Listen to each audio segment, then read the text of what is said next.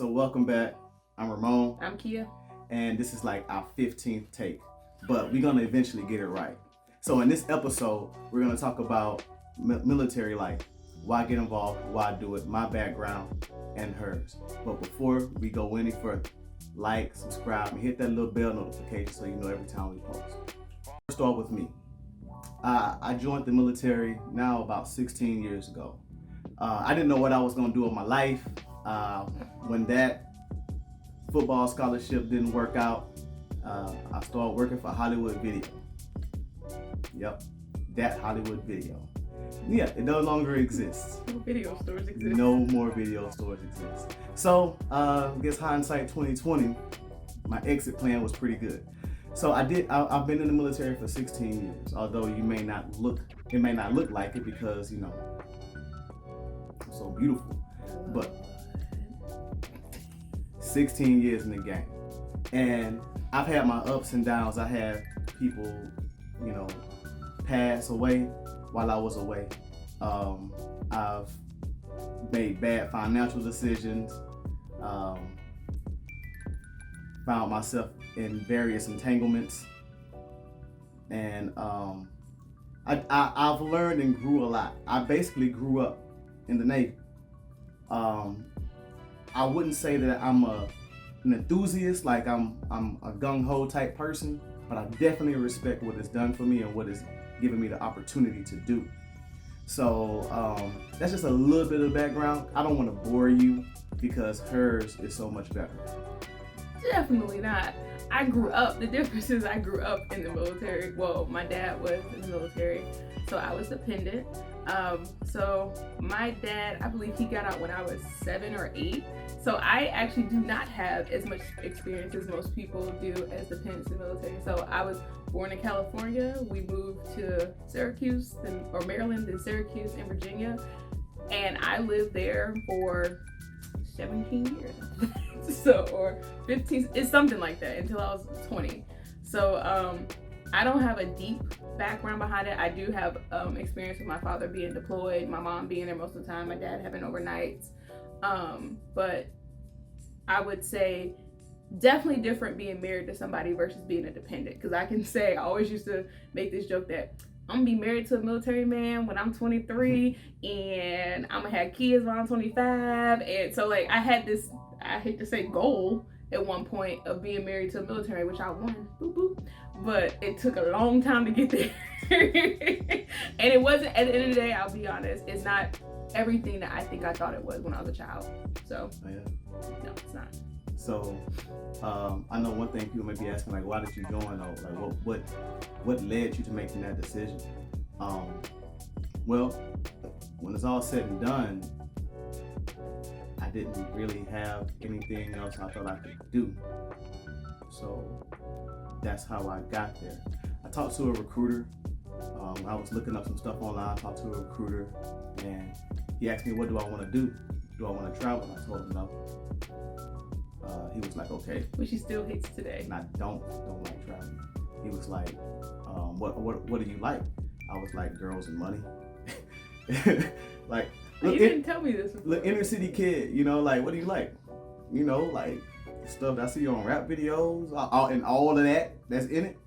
And so he was like, you want to go to school? I said, no.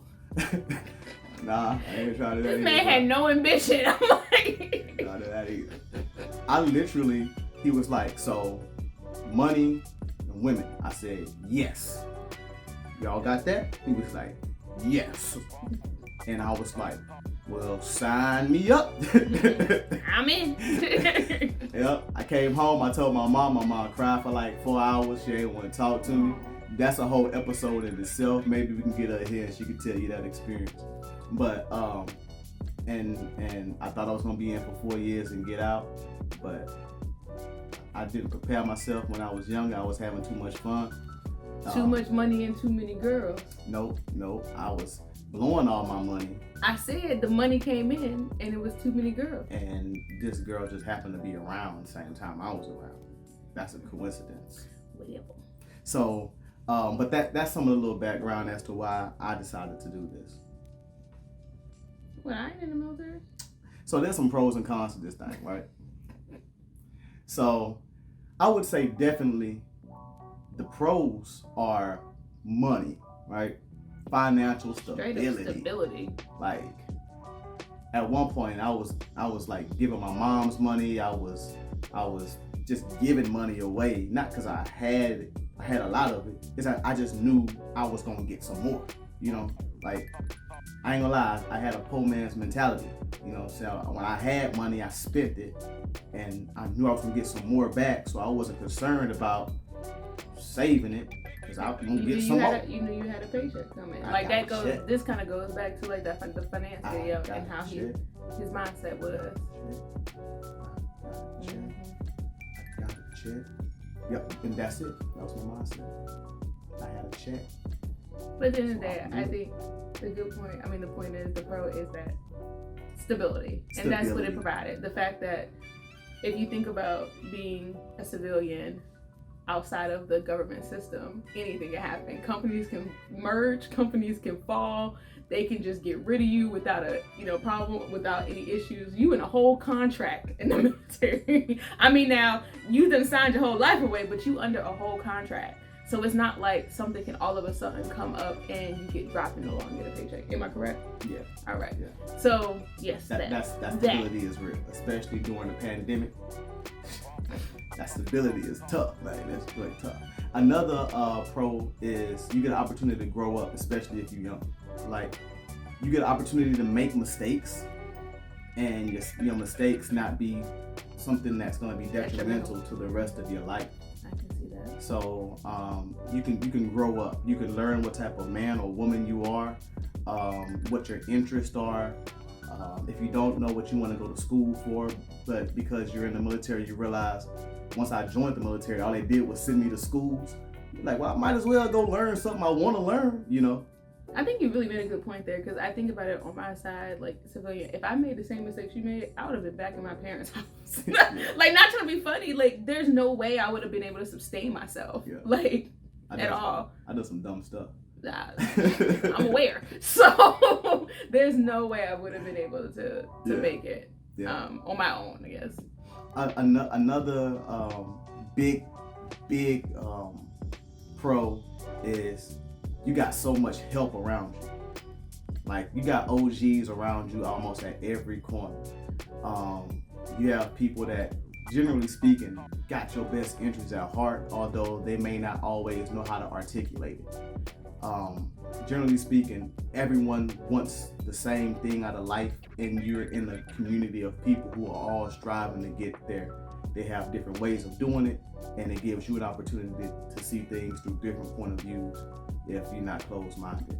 So I think that's a really good point. There, once you get that community of people there, you got a community. I mean, to this day, like my dad's friends in the military, those are like my uncles, or my aunts, for people depending on the women, and even some of the people I've met through him in the military. I'm like, oh, we gotta go see such and such when we go here. Or, they're so cool. So like, it definitely is a community of people. Once you find it. But you gotta find it first. But once you find it, those people hold you down, and those are like those lifelong. Yeah, I got some friendships that you make as adults, because we always say it's so hard to make friendships as adults. You still making friends at 30-something years old in the military, and you excited because you like new people. Like you already. I meet my people through him. I'm like, he got a wife.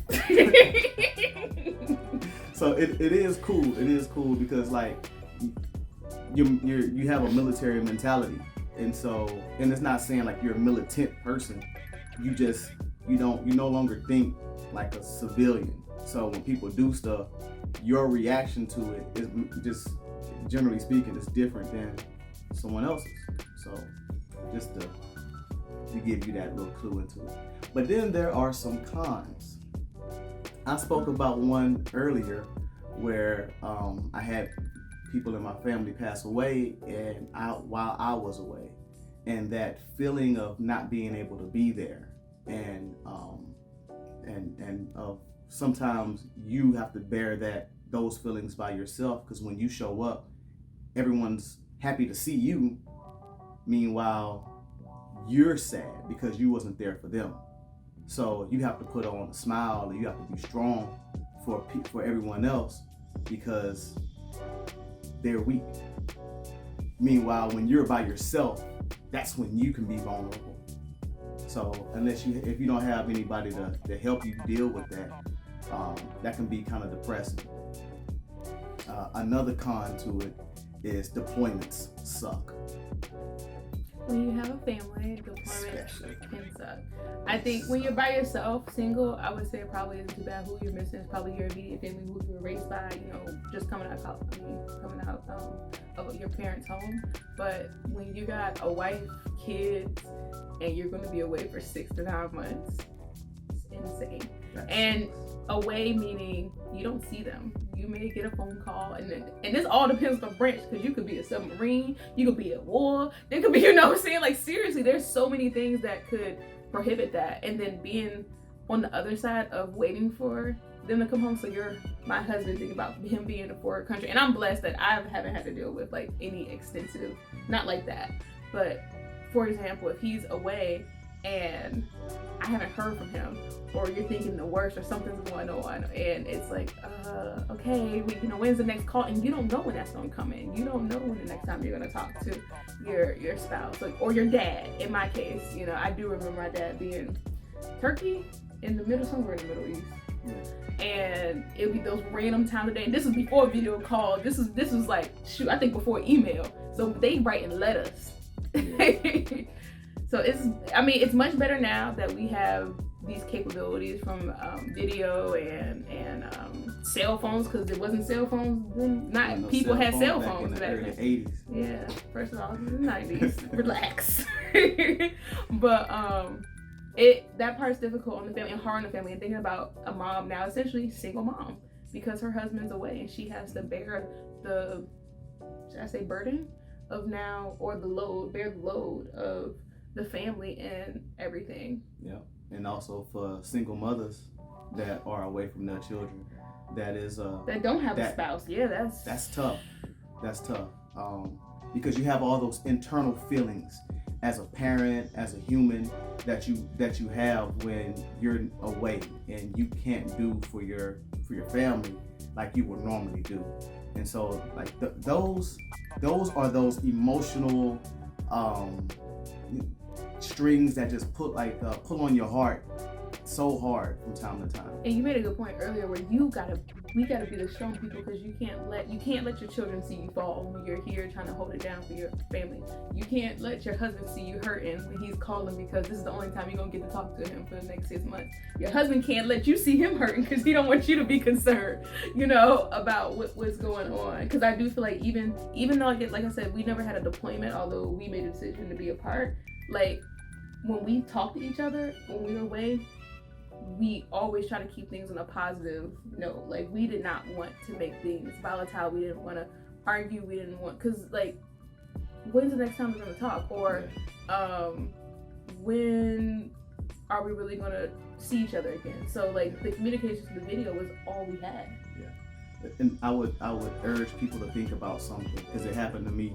I was out at sea one time, and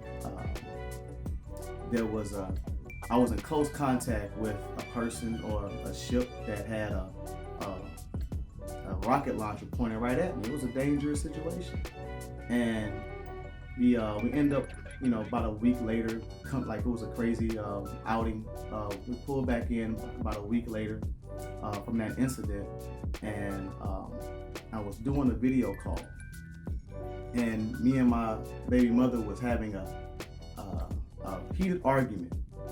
And I told her, I was like, I was in a situation where if I hadn't made it back, we wouldn't be having this conversation.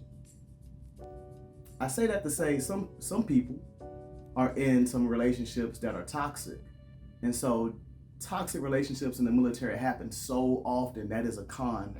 Just want to say that's another con, toxic relationships, because not everyone can deal with those emotions of being apart.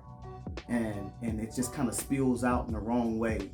And just think, if that person didn't make it home or don't make it home that next day, how would you feel knowing that X, Y, and Z was the last thing you said to them? And so, like, we don't think about the bad things until it happens, and it's like, oh, we should have did so much better. And it's like, yeah. So if you know better, do better. Like, don't say it after the fact. Like, and then now it's irrelevant. So that is definitely another con. I want to add on to something. Just that part is like, so people who, it goes past the support system. So especially this goes to people who don't have any military background or don't know much about it. But if you know someone who has that military spouse or is going through something, check on your strong friends, as they say, because you never really know. And sometimes just check in and seeing how they're doing, seeing how things go can go a long way. And one thing I did experience, but I didn't care for, but I know people were trying, was the words of, I couldn't do that. Yeah. Okay, well I am, so. Thanks for no. Yeah, like, so I would just be, be choiceful with your words, but I definitely say check on your strong friends, check on those people, because sometimes they need it more than you think. And if they're anything like me, which they likely are, they're not going to show it. They're just going to act like everything's okay. But there were some days that were very hard. A pro and con would be relocation. It's a pro because, hey, you get a chance to travel. Sometimes, all depends on where you're at. If you're from Texas and you always wanted to go to Hawaii, and hey, you got orders to Hawaii one day, you'd be like, oh, that's dope, but it's a con because it's inevitable. You're going to travel again. So every 3 to 5 years. It all depends on where you at and what you're doing. It could be every 2 years. It could be every 3 to 5 years. That travel, it can be kind of cool once you get there, but then you have to pack up and you got kids and you got this and that, schools. It can get tiring. From a military spouse too, I would say the cons of that is not having any stability, not having the ability to be able to grow with anything, because you're always in the move, and his or her, your spouse's military spouse's role is always going to come first, because they have a contract and they have a commitment to the military. So your stuff is always secondary.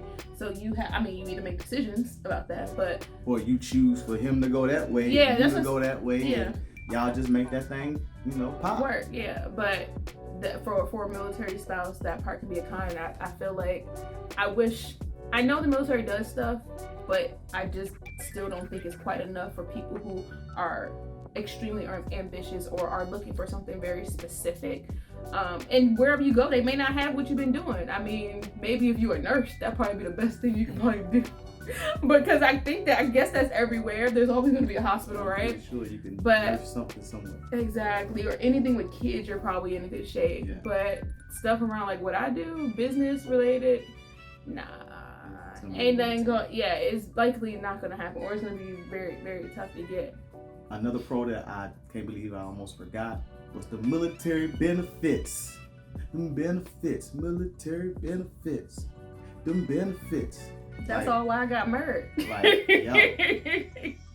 Like them medical benefits come through pretty darn good.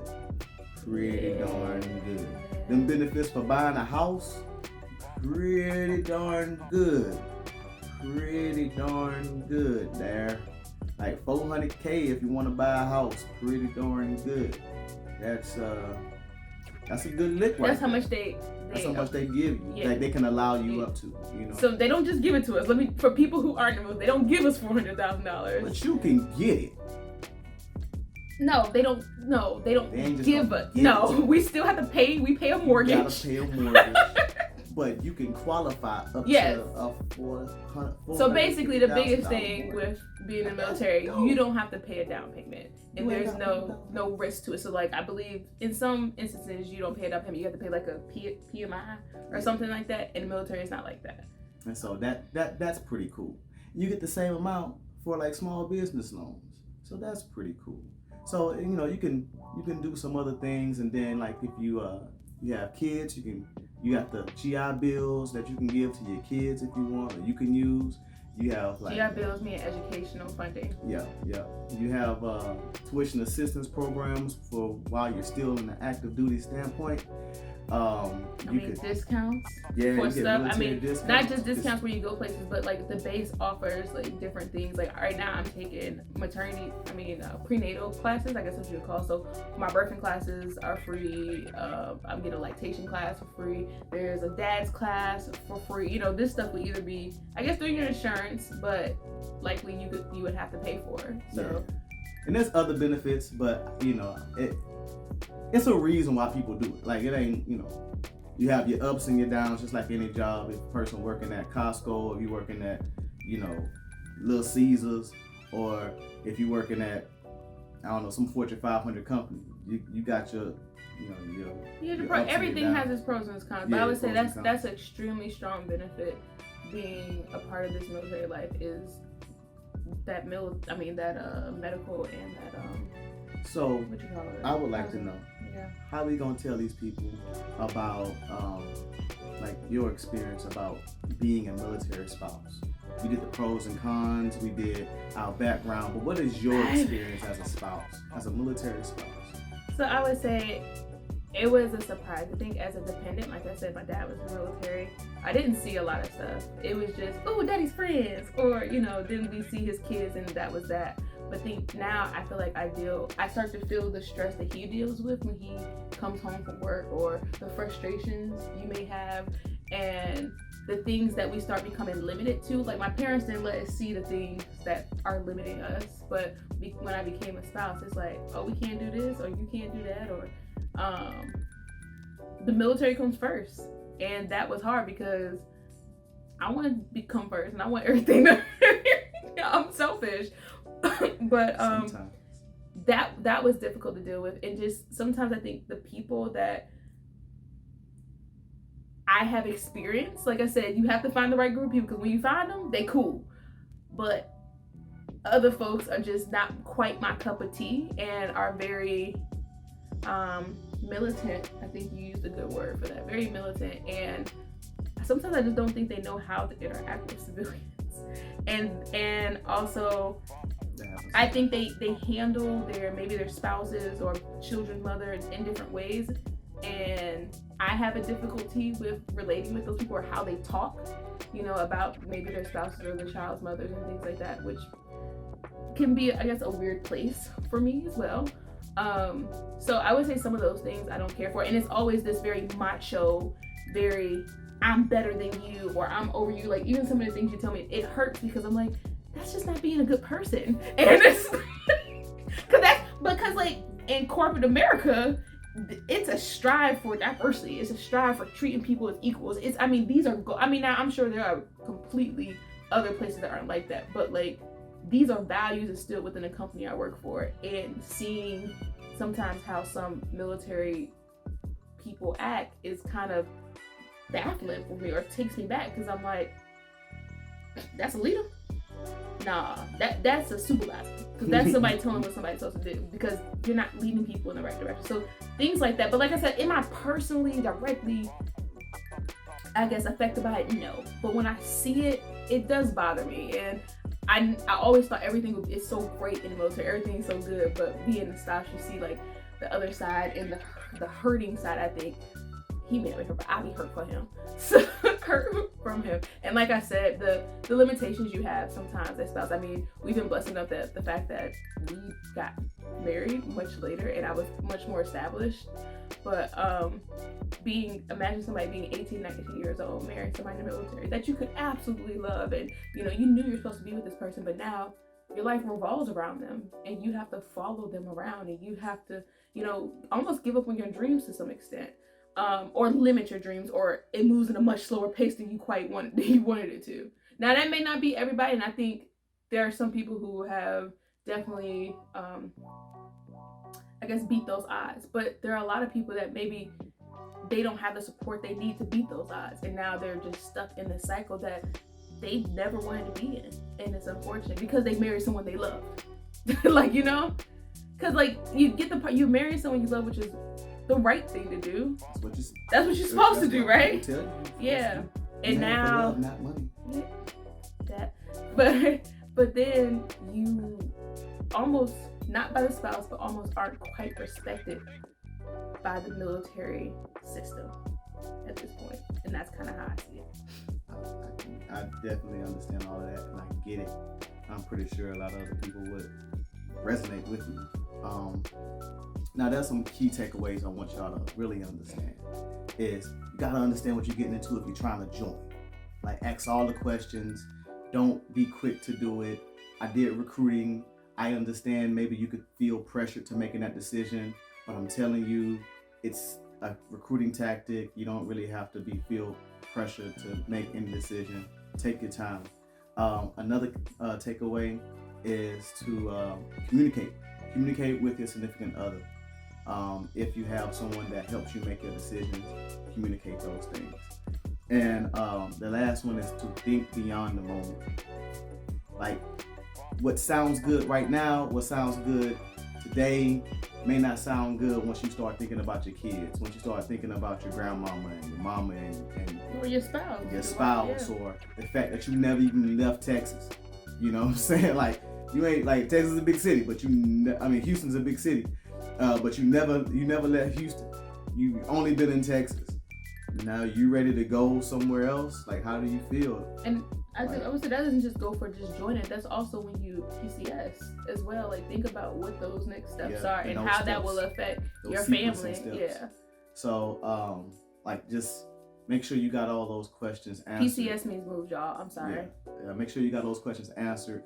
And if you got felonies, if you smoke too much weed or drugs and all that type of stuff, look, man, sorry, like, can't do it. You know what I'm saying? If you 5'4" and 400 pounds, you can't do it. You know. But if you work hard to get where you need to be, because I am the encouraging person, and I think anybody can do anything they want to do. But you can't do it if you 5'4" and 400 pounds. You either got to grow a lot. That part won't happen. Lose, but you just lose some weight. So I know that's two, extremes, but I've seen people try it, and you question why did they try. So, and then remember, you also have to take a test. So brush up on your math and reading and English skills. You telling these people to join? I ain't talking about being married and I'm just giving you some key takeaways because I don't want people to be like, yo, that's key takeaways of joining. You know what I'm saying? Nah, it's life. Shoot, it's life. Because then, like, I remember there was one time where some Air Force people, they looked at me because I was an inner city kid. They thought I was gonna do bad on the ASVAB, and then when I did well on it, when I went to the Navy, they was like, "Oh, let's talk." And I'm like, "Man, go on somewhere, you racist, so and so," because that's why he looked at me like I was crazy. I know what I was looking at. But one of the last things I want to tell you is that 20-year retirement. I got 4 years to that bad boy, and I'm looking forward to it. And that's my last key takeaway. So, thank you all for tuning in. Once again, this is Married and Unfiltered. I am Ramon, and this is my beautiful wife. Oh, I didn't say it. Here. And thank y'all so much for tuning in. I hope that this podcast informative. This was informative, I have to say. Yeah. All right, so tell them what to do, babe. Don't forget to like, subscribe, and comment on Facebook, Instagram, Twitter, and obviously on YouTube, because that's what you're watching us on right now. Watch it. All right. We'll see you next. Share that, mother sucker, man. Share that. Oh, and share it. Share that. Share it on your social medias.